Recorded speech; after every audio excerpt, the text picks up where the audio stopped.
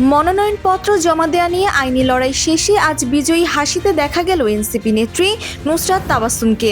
ত্রয়োদশ জাতীয় সংসদের সংরক্ষিত নারী আসনে 11 দলীয় জোটের প্রার্থী হিসেবে তার মনোনয়নপত্র বৈধ ঘোষণা করেছে নির্বাচন কমিশন। আজ দুপুরে রাজধানীর আগারগাঁওয়ে নির্বাচন ভবনে যাচাই বাছাই শেষে এই সিদ্ধান্ত জানানো হয়।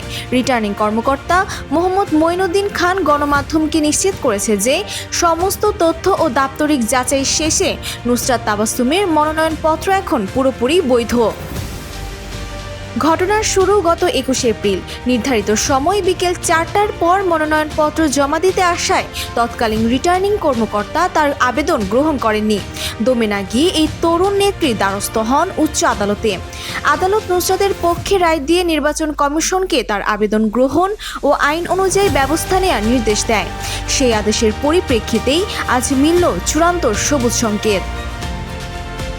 মনোনয়ন বৈধ হওয়ার পর তাৎক্ষণিক প্রতিক্রিয়ায় নুসরাত তাবাসসুম জানান, সংসদের আসন তার কাছে মূল লক্ষ্য নয়। তিনি বলেন, আমি সংসদে থাকি বা না থাকি দেশের মানুষের জন্য এবং আমার রাজনৈতিক আদর্শ বাস্তবায়নে রাজপথে সবসময় ছিলাম এবং থাকব। এদিকে নুসরাতের আইনজীবী জহিরুল ইসলাম মুসা জানিয়েছেন, একই জোটের অন্য প্রার্থী মনিরা শারমিনের প্রার্থিতা নিয়ে এখনও কিছু আইনি জটিলতা রয়ে গেছে, যা আদালতের পরবর্তী নির্দেশনা অনুযায়ী সমাধান হবে।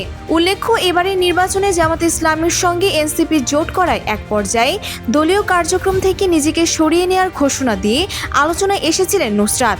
তবে শেষ পর্যন্ত জোটের প্রার্থী হিসেবে তার এই সংসদীয় যাত্রা রাজনৈতিক মহলে নতুন করে কৌতূহল সৃষ্টি করেছে। Desk report, Bangladesh bulletin.